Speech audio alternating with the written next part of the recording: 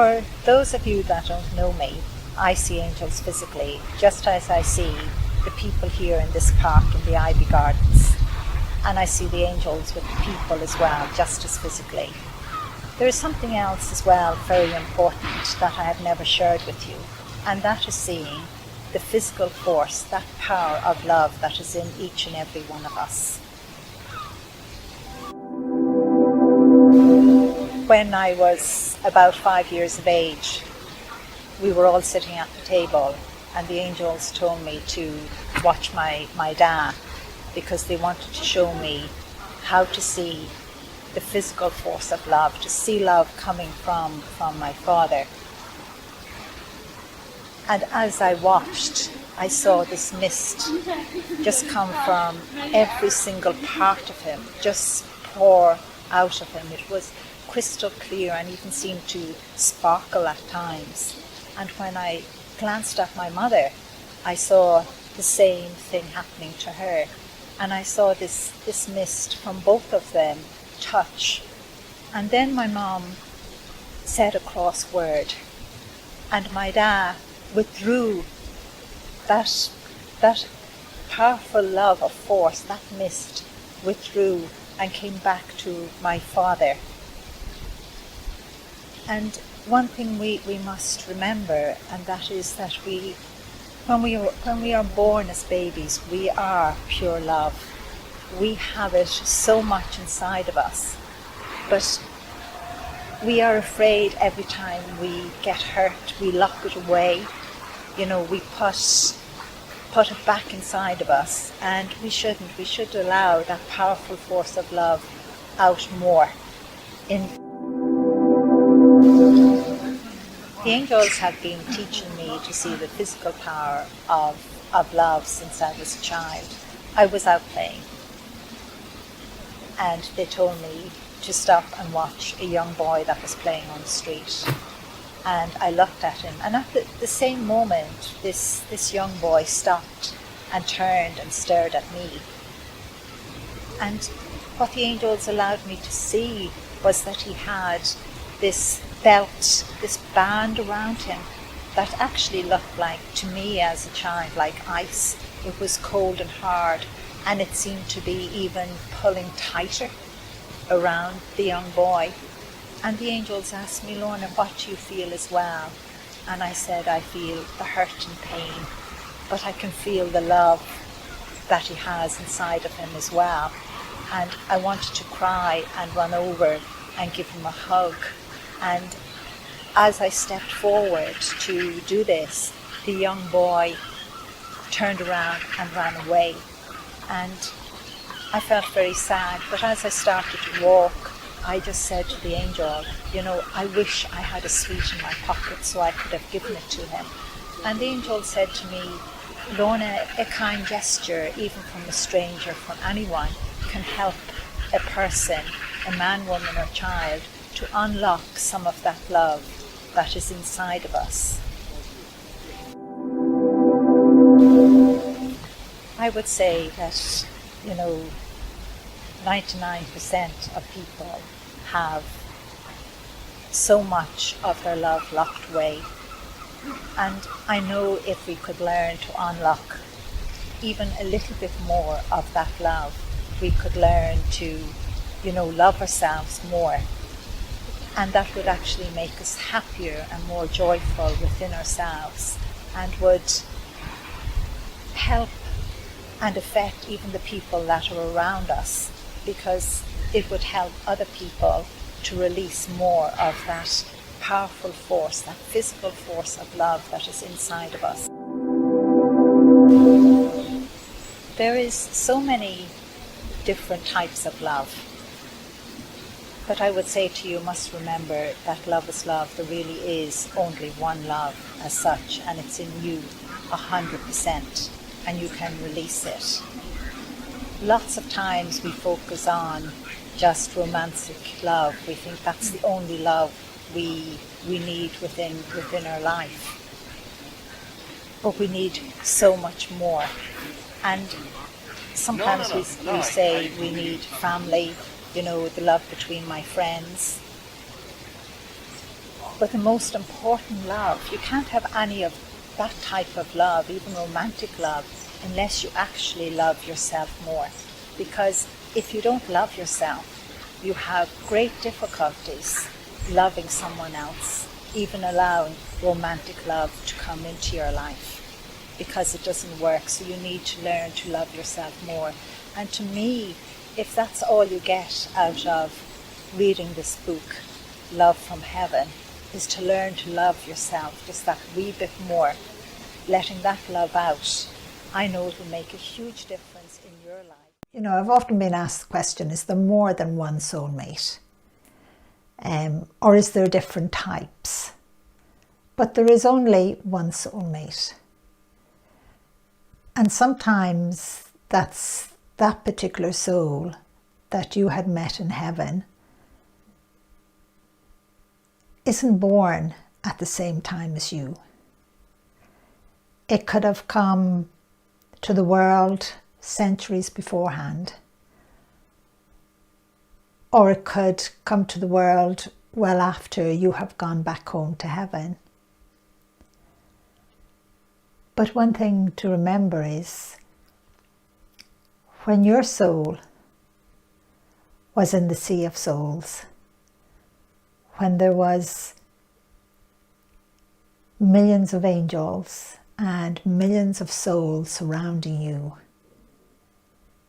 one soul stepped forward at the same time as you did, and you met. I don't know why God allows each soul to speak to another soul. I don't understand it myself,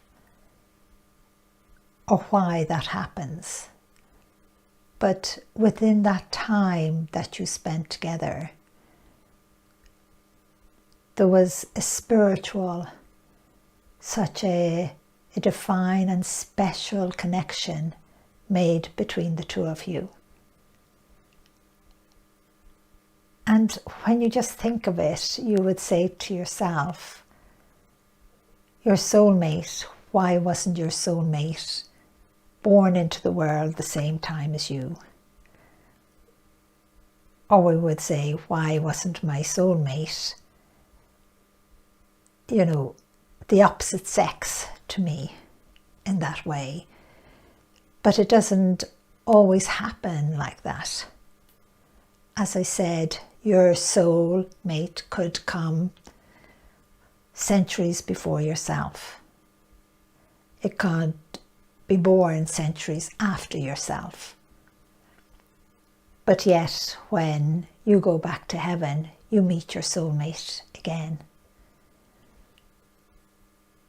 And it's something I often ask God and the angels about, and I've said to Angel Michael, you know, do you think God would tell me a little bit more? And I would be told, not yet, Lorna. So I would love to give more information to you, but there's not a huge amount.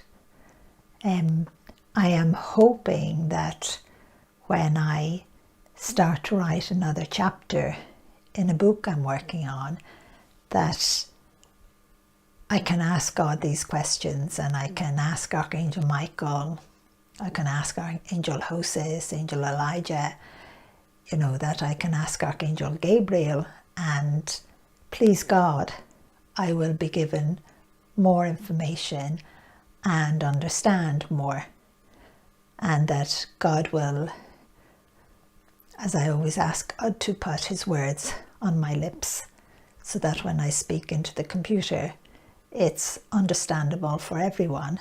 Because again, I know I'm always saying it, but we need that spiritual connection to God and to our guardian angel and to all of the angels, and to, you know, every single soul and all our loved ones that are gone home to heaven.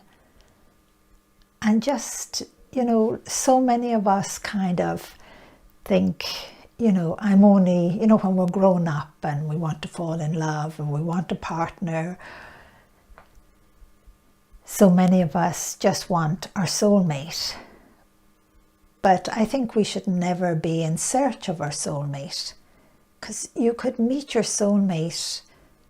If your soulmate came at the same time as you, or later, or earlier than you, just say maybe 30 or 40 years earlier than you, then that person would be a lot older than you.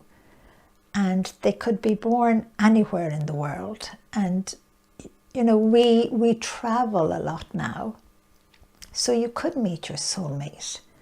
You could find yourself talking to someone, or a stranger gives you a helping hand and you felt such a connection to them for that brief moment, and you felt all that kindness and love.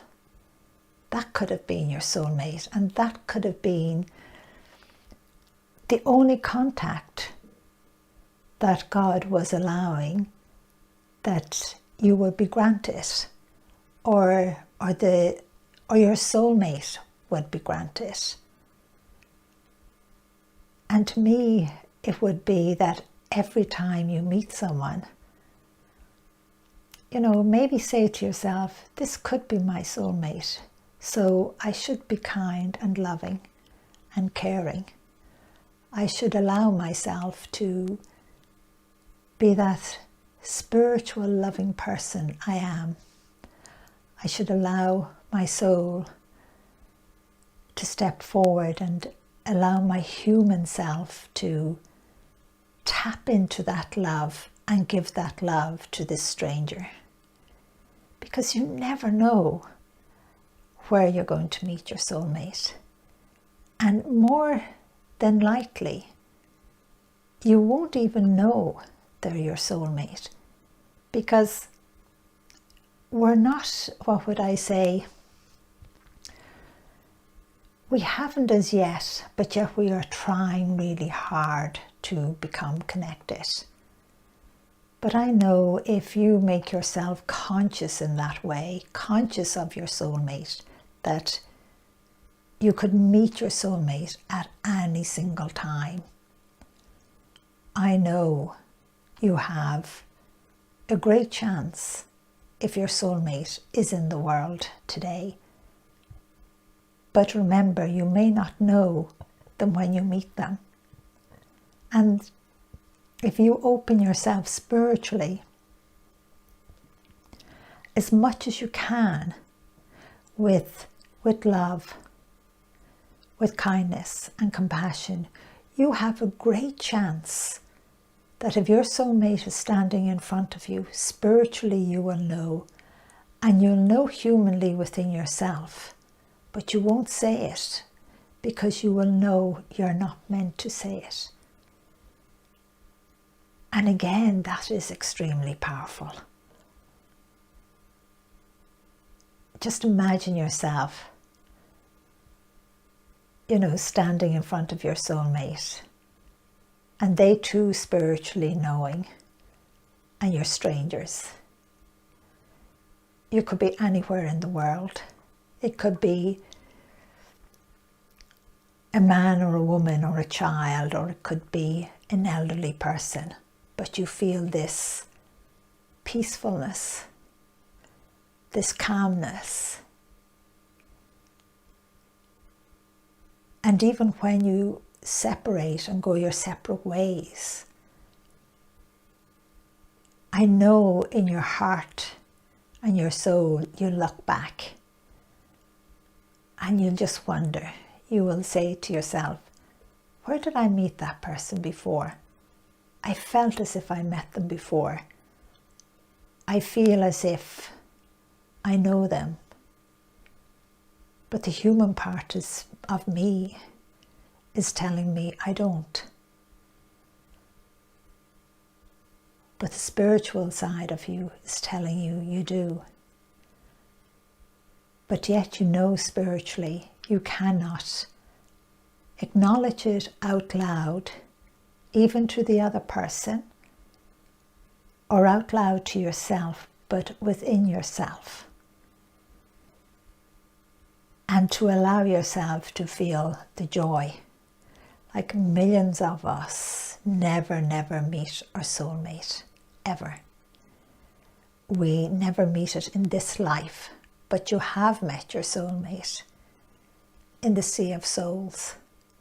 That one soul that walked up to you, or you walked up to them, and you did spend a moment together. And God allowed that connection to be made. And I have never met my soulmate, but I would say to you, don't go through your life searching for your soulmate, because there is only one kind of soulmate. It's just that humanly we think there is one kind of soulmate for romantic love, or there's one kind of soulmate for something else, but there isn't. It's the one and only one. And it's like, I do meet so many people that just say they're in search of their soulmate and that's all they want. And they let love pass you by. You let life pass you by when you do that. And that wasn't the purpose of your soulmate whatsoever. So don't let your life pass by. Don't let love pass you by. Don't let friendships pass you by. Don't let, the growth of your spirituality pass you by. Don't be just in search of your soulmate that may not even be here on this earth as yet. That you allow your spirituality to be, what would you say, halted. That you're putting up this barrier in that way.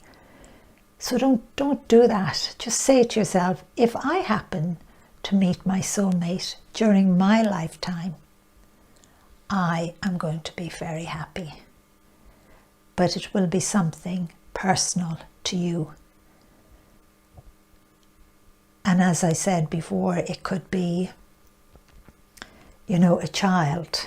It could be an elderly person. It could be, a man or a woman from somewhere in the world. It could be the very person that maybe you would not agree with in loads of ways. And you would say to yourself humanly, how could that be my soulmate? But your soulmate it's the soul you're talking about. It's not the human part of them that you're talking about.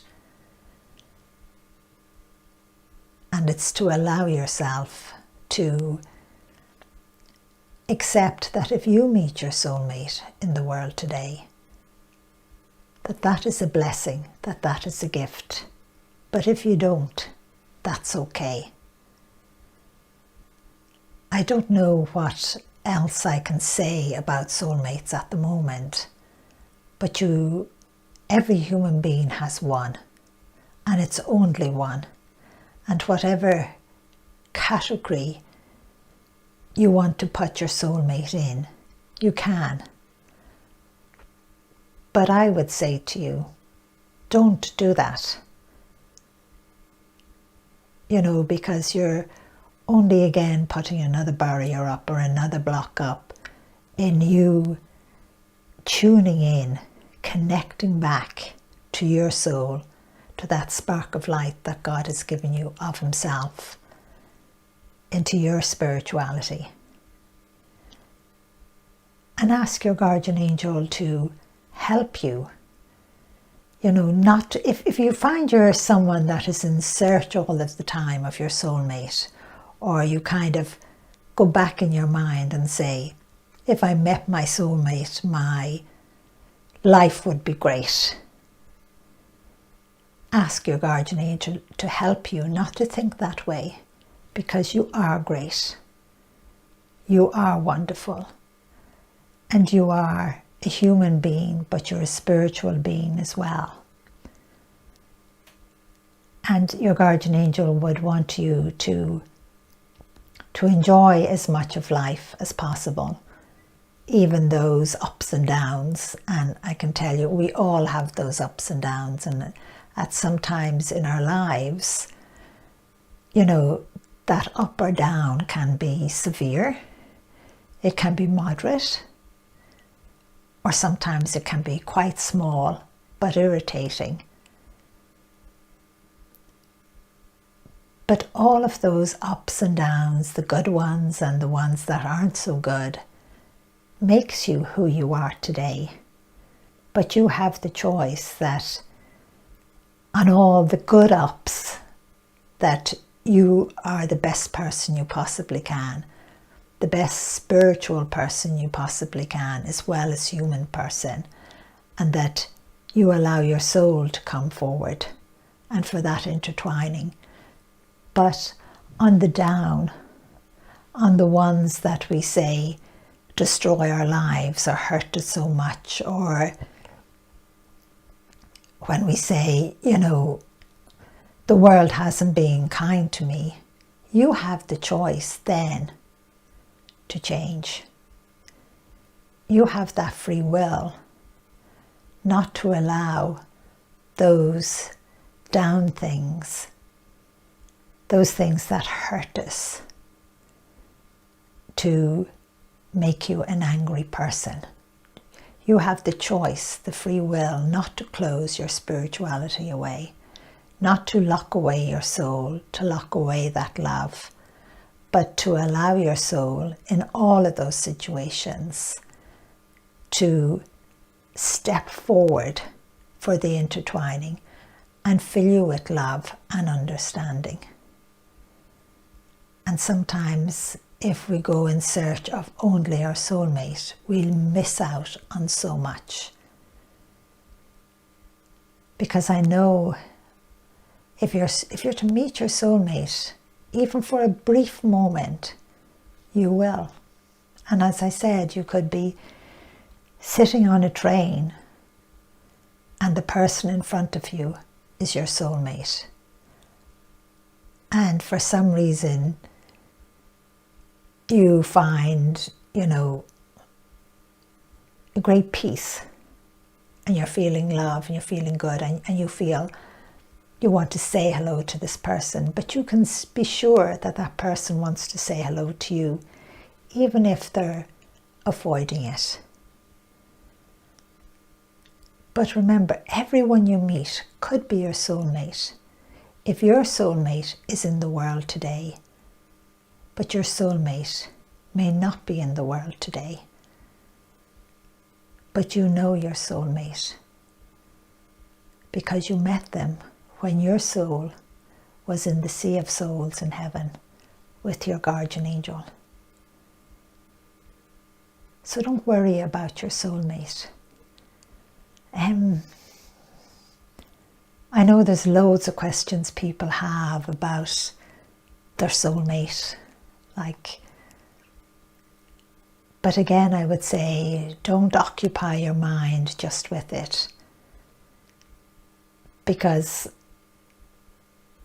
you knew everything of your soulmate when you were in the sea of souls, and so did your soulmate know everything about you.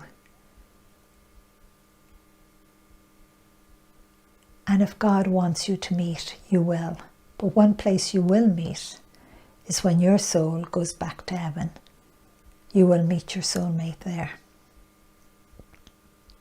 So if you're looking for love, you're looking for friendship and partnership, don't just go in search of your soulmate and say, if I find my soulmate, that's the man or woman I will marry.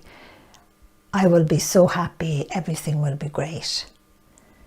Because your soulmate may not be here. So don't bypass love. I always remind people that Joe wasn't my soulmate, but I loved him dearly. He was the one I was to love in this world. So I did. So never pass by love, even if it is just for a brief moment. You know, give your love, give your smile, give your kindness, give your generosity, give that compassion, give that hope. All of the positive things of love are the most important things in our life, because that is spirituality. That's that connection. So you can actually say to your guardian angel, by the way, my guardian angel, will you tell my soulmate, wherever it is, I love them? And your guardian angel will do that. So hope you enjoyed that little talk. So God bless and love you. Bye bye.